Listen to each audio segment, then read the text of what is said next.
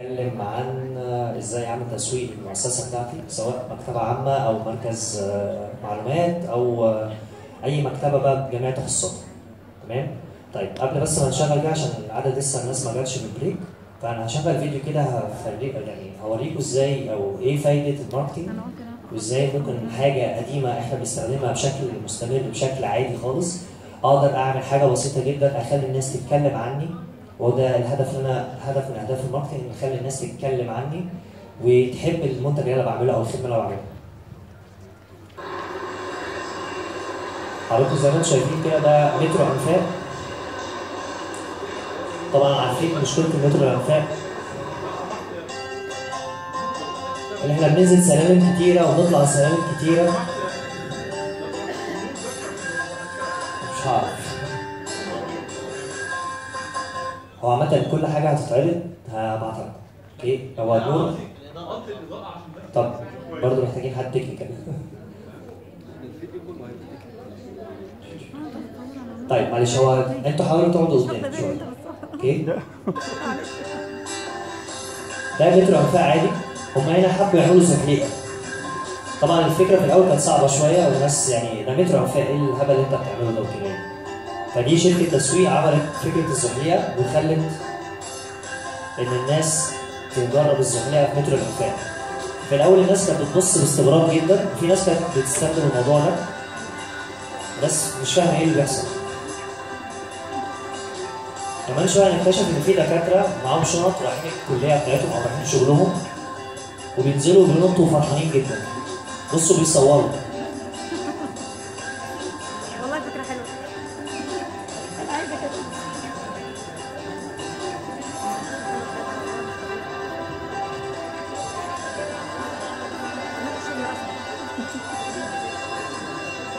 ده كان خايف في الأول. نزل ها؟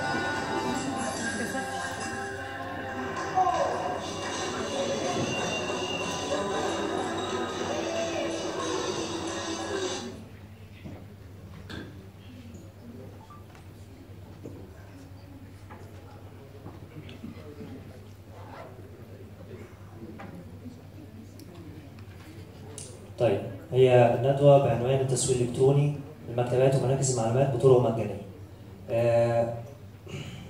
التسويق يا جماعة هو علم أكتر من إن أنا حد يقول لي خد الورشة دي أنا عملتها فاعمل لي بقى ليها تسويق وهاتها لي.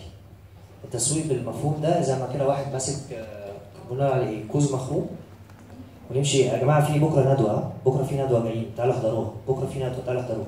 لا ده مش دور التسويق خالص. دور التسويق يتعدى أكتر من كده. طيب هنعرف دلوقتي ايه دور التسويق في يعني مسؤول التسويق ده. اول حاجه هو بيقوم بمتابعه الصوره الذهنيه للاداره. يعني ايه بصوره ذهنيه؟ انا مثلا شغال في مؤسسه حكوميه تتبع وزاره الثقافه اللي هي مكتبه مصر العامه. طيب لازم اعرف الناس بتقول ايه على المكتبه بتاعتي، مش على الصفحه بتاعتي بس، على الاكونتات الشخصيه بتاعتهم. تمام؟ اي حد طبعا انا مش بقول انا اخش على الايميلات بتاعتهم، مش بعمل هاكرز، لا هي الفكره كلها ان انا في ادوات انا بقدر استفيد بيها، اقدر اعرف كم واحد بيتكلم عن كتاب معين، كم واحد بيتكلم عن كاتب معين، تمام؟ كم واحد بيقول كلمه مصر العامه مثلا او مكتبه كذا او كاتب كذا، فده بيفيدني بعد كده. اولا لما هجيب مثلا انا كمنسق ثقافي هجيب دكتور عندي او هجيب محاضر او هجيب كاتب، هبقى عارف الناس دي بتحبه ولا ما بتحبوش. ده هيأثر عليها بعد كده. تمام؟ طيب نفس الكلام مفترض انا هعمل ورشه، انا عارف ان حضراتكم مختلفين في الاقسام بتاعتكم او التطورات بتاعتكم. طيب انا هعمل مثلا ورشه خط عربي. ورشه خط العربي دي اعملها ب 10 جنيه ولا اعملها ب 20 ولا اعملها ب 200 جنيه؟ ده بناء على ايه؟ بناء على الريسيرش اللي انا بعمله انا كمسؤول عن التسويق الالكتروني، بعرف الناس تقدر تدفع قد ايه، ولو انا في فرع مثلا زي ما احنا عندنا فرع في الدقي ممكن ادفع 200 جنيه في كورس، لكن 200 جنيه ما ينفعش ادفعها في فرع مثلا زي الزاويه الحمراء. تمام؟ برضه انا مسؤول عن الابحاث الميدانيه. في فكره جديده عايزين نعملها، زي مثلا هنفتح فرع جديد مثلا في الفيوم. انا بحاول اشوف الريسيرش هل الناس اللي في الفيوم مهتمين بالمكتبات العامه، بدل ما انا اروح افتح فرع وابني واسس واجيب موظفين واجيب مرتبات وبعدين اكتشف ان الناس اساسا في الفيوم ما بتقراش. انا بقول مقترح او بقول كمثال مش قصدي حاجه. تمام؟ برضو انا بحاول اطلع افكار جديده عشان دي اللي بتجذب العميل او الاعضاء تخش تشترك في الموضوع ده. بالنسبه لي بيبقى مهم جدا ان انا ابقى العميل اللي عندي او العضو اللي عندي يبقى علاقته بالمكتبه كويسه، وان هو يبقى راضي عن العلاقه اللي احنا بنقدمها او الخدمه اللي احنا بنقدمها. مش مجرد ان انا بقدم كورس ومحدش جه اشترك، مفيش مشكله اخر الشهر اكتب في التقرير ان في 3 جم حضروا في الكورس بتاعي. طب هل كده الكورس ده يعني الجدوى بتاعته او الكي بي اي او الار او اي، في مصطلحات شويه متخصصه في المجال بتاع التسويق. الار او اي يعني ريتيرن اون انفستمنت او العائد على الاستثمار. يعني انا حجزت قاعه وجبت مدرب وعملت له تسويق والليله دي كلها، وفي الاخر جم 3. طب ال3 دولت لما المدرب ياخد ال 40% بتاعته او ال 50% ولا الربع على حسب كل مكان، هل ده التكييف اللي احنا شغلناه والكهرباء والاضاءه وكل الكلام ده هل هو عائد ولا احنا عاملينها ببلاش؟ تمام؟ اخيرا بيقوم بالدعايه. للاسف انا المفترض ابقى موجود في الحاجه من قبل ما تتعمل، وبعدين ابقى موجود فيها وهي بتتعمل، وبعدين ابقى موجود في الاخر واخد الفيدباك بتاعت الناس. مش باجي في الاخر يقول لي خد الورشه دي سوقها لي، خد في بكره حفله اعمل لي عليها تسويق بقى. لحد ما ده بيبقى شويه المسؤول عنه بيبقى مسؤول العلاقات العامه مش التسويق. تمام؟ احنا بنتكلم في حاجه اسمها 7 بيز. ال 7 بيز هم 7 كلمات بتبتدي بحرف البي. بتبقى اولا البرودكت بتاعي او الخدمه اللي انا بقدمها، البرايس التسعيره بتاعتها قد ايه، المكان اللي انا هقدم فيه الموجود ده ازاي، هعمل بروموشن ازاي للموضوع ده. تمام؟ نفس الكلام عندي البيبول الناس اللي هتقدم الخدمه. احنا طبعا زي ما حضراتكم شايفين احنا هنا في مكتبه الاسكندريه في متطوعين معانا بيقعدونا وبيقولوا لنا روحوا هنا وتعالوا هنا، في ناس منظمين تانيين، في متخصصين في حاجات معينه، كل واحد مسؤول عن حاجه. دولت البيبول. لو هم ما بياخدوش سالري كويس، ما بياخدوش فلوس كويسه، ما بياخدوش نسبه كويسه، هيتعاملوا اكيد معامله عكسيه علينا مش كويسه. فاليونيفورم بتاعه كل الحاجات المتعلقه بالموظف ذات نفسه او العاملين بهذه الهيئه، ده لازم انا افكر فيها في الناحيه التسويقيه بتاعتي. تمام؟ البروسيس زي ما حضرتك كده اول يوم جيتوا هنا فيه لازم حضرتك تخش على المكتب بتاع الستيشن، بتسجل اسمك، تاخد الاي دي. تمام؟ بتروح الاوضه دي مش عارف ايه، هنا في انفورميشن ديسك. لكن روح عند محمد هناك، اطلع بقى الدور ال 14، انزل تحت مش عارف ايه، حضرتك لازم في دمغه، بعدين دمغه ما عندناش، روح المكتب البريد. انا هزهق من حضرتك ومش هجيلك. مكتبات دار الكتب عشان اعمل فيها اشتراك لحد دلوقتي تقريبا لازم موظفين حكوميين مش عارف ايه. طب انا ما عنديش حد موظف حكومي. ختم نسر. طب هو هجيب منين ختم نسر؟ هو مش رايح يطلع بطاقه او رخصه، ده بيعمل اشتراك في مكتبه عامه. وفي للاسف الناحيه الثانيه اقول ان مفيش حد عايز يشترك عندنا في المكتبه. ما انت حضرتك حاطط قيود غريبه. مفيش حد يسرق كتب، وحتى لو سرق كتب يعني لذيذه، يعني مش بشجع كده طبعا. تمام؟ طيب احنا حاليا دلوقتي بنعيش في العصر الرابع للتسويق، زي الفور جنريشن بتاعت الموبايل كده، احنا بنعيش في العصر الرابع. وللاسف معظم الهيئات ومعظم حتى الشركات الخاصه لحد دلوقتي بيفكروا بنفس التفكير بتاع العصر الاولاني اللي ظهر تقريبا في 1913. يعني تخيلوا احنا في 2017 وخلاص داخلين على 2018، ولحد دلوقتي لما اجي افكر في التسويق احنا نعمل بانر حلو، يافطه، فلايرات نوزعها على الناس وهي خارجه من يوم الجمعه ساعه الصلاه. تمام؟ لا ده خلاص ما ينفعش. كل واحد من حضراتكم معاه موبايل سمارت فون، ممكن يكون معاه موبايلين اي او اس اللي هو الايفون او الاندرويد. لازم احنا استغل الموضوع ده كويس جدا. وكان في حد امبارح تبع جامعه المنوفيه كان مقدم بحث او مقدم بروجكت وعمل فعلا الابلكيشن على الموبايل اندرويد. يعني انا طبعا بحييه جدا، هو امبارح كان بياخد هنا جايزه مكاني. ده لازم احنا نشجع حاجات زي كده. هقول لكم كمان شويه ليه الموبايل نهتم بيه. طيب معظم الاماكن اللي بيبقى فيها لحد ما تسويق بنخليه اللي يمسكه مسؤول الاي تي، عشان هو بيعرف بقى يشتغل على الكمبيوتر بقى، يوصل اللابتوب، يوصل مش عارف كده كله. مش شرط. انا ما اعرفش، معظم الناس ما تعرفنيش، بس انا اساسا مش خريج مكتبات. انا مهندس ميكانيكا. طب ايه اللي دخلك في التسويق؟ درسته زي اي حاجه ثانيه بدرسها حبيته، لقيت نفسي انا متمكن منه، عرفت ان انا اشتغل عليه. زيه زي اي علم تاني، بس هو علم فيه فن، زي لعبه الكوره كده. يعني مش انت ما تروحش تدرس كوره، انت بيكون عندك مهاره. تمام. طيب انا هشرح النهارده 10 طرق ازاي اعمل بيها تسويق بشكل مجاني للمكان بتاع حضرتك. بس دي كده تعتبر اول خطوه المفترض حضرتك تعملها. احنا حاليا دلوقتي بنعيش في عصر صعب قوي، عصر ان انت حضرتك العضو اللي عندك في المكتبه او العضو اللي عندك على صفحه المكتبه بتاعتك هو مشترك في كذا جروب وكذا صفحه على الفيسبوك، حاجات تجاريه وحاجات خاصه.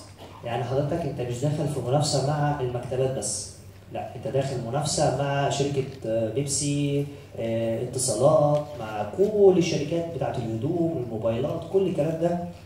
كل واحد لو فتح الفيسبوك بتاعه هيكتشف ان هو مثلا عامل لايك لحد مثلا 1000 صفحه، 500 جروب.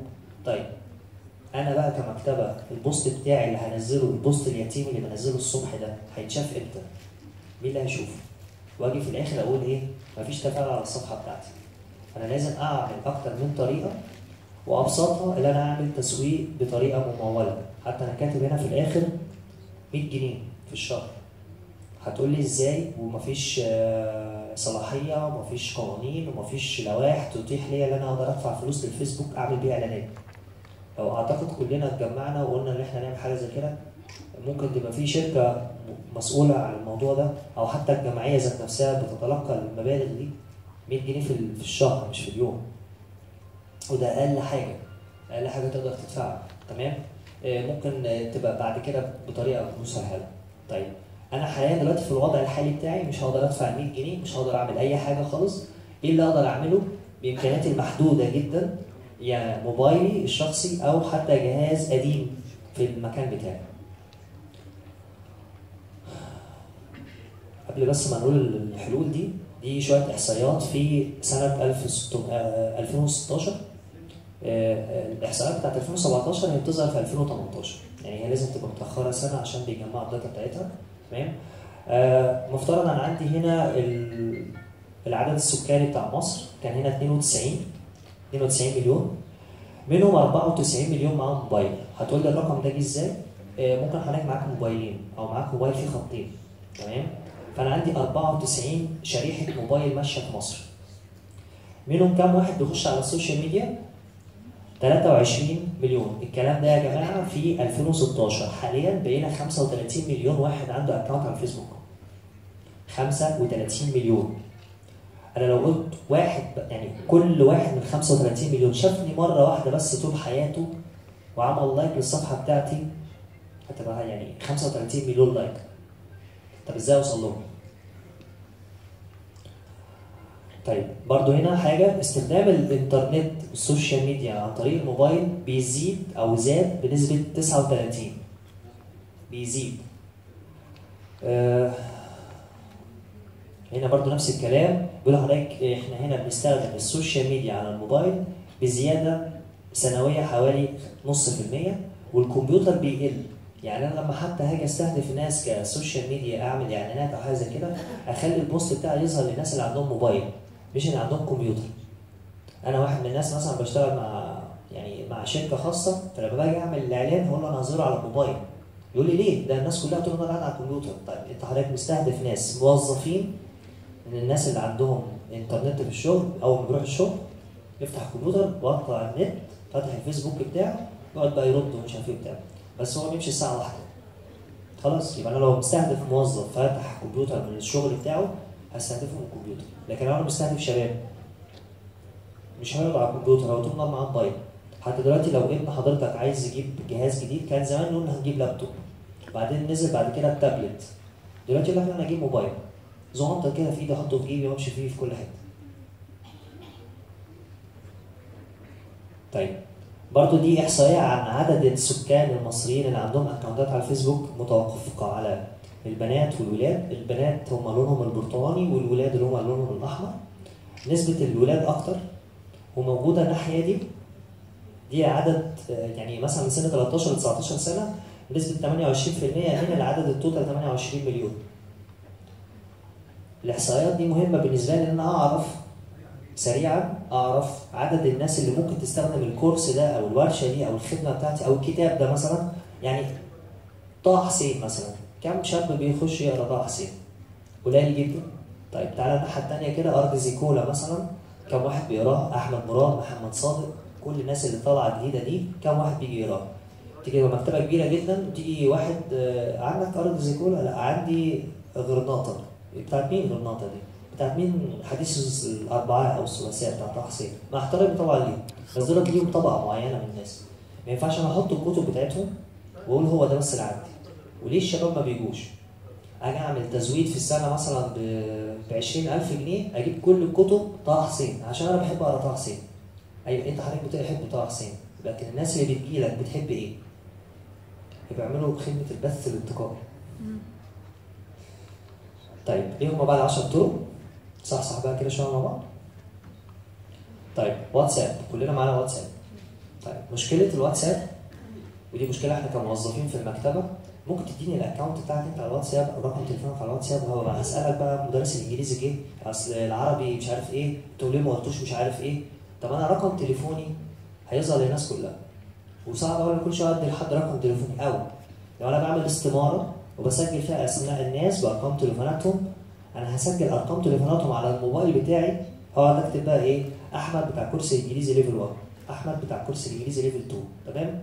هتبقى حوار كبير جدا. لا انا مش هسجل ارقام تليفوناتهم على موبايلي، انا هديهم لينك في الاخر، هم لما بيدوسوا عليه يروح على الجروب اللي انا عامله. يبقى انا كده ضيعت مجهود كبير ان اقعد اسجل الليسته دي كلها عندي على الموبايل بتاعي وراح دماغي انا كموظف في المكتبه. طيب اعملها ازاي؟ دي حاجه. الحاجه الثانيه ان انا هستخدم الواتساب من على الكمبيوتر مش على الموبايل. ده يفيدني في ايه؟ ان انا ممكن ارفع بيه ملفات، وحاليا دلوقتي الواتساب بيرفع ملفات، اي نوع من الملفات بيرفعه. يعني هبعت لك ملف ويندرار هيتبعت، PDF هيتبعت، مش عارف فيديو هيتبعت، اي حاجه بتتبعت دلوقتي بعكس الفيسبوك. طيب اول حاجه انا بخش على النت، عندي البراوزنج بتاع الكمبيوتر، بكتب web.whatsapp.com، web.whatsapp.com مش whatsapp.com على طول. رحت على الشاشه دي، كان في حد زميل قبليه كان بيتكلم على حاجه اسمها الكيو ار كود. ده الكود ده اسمه كيو ار كود.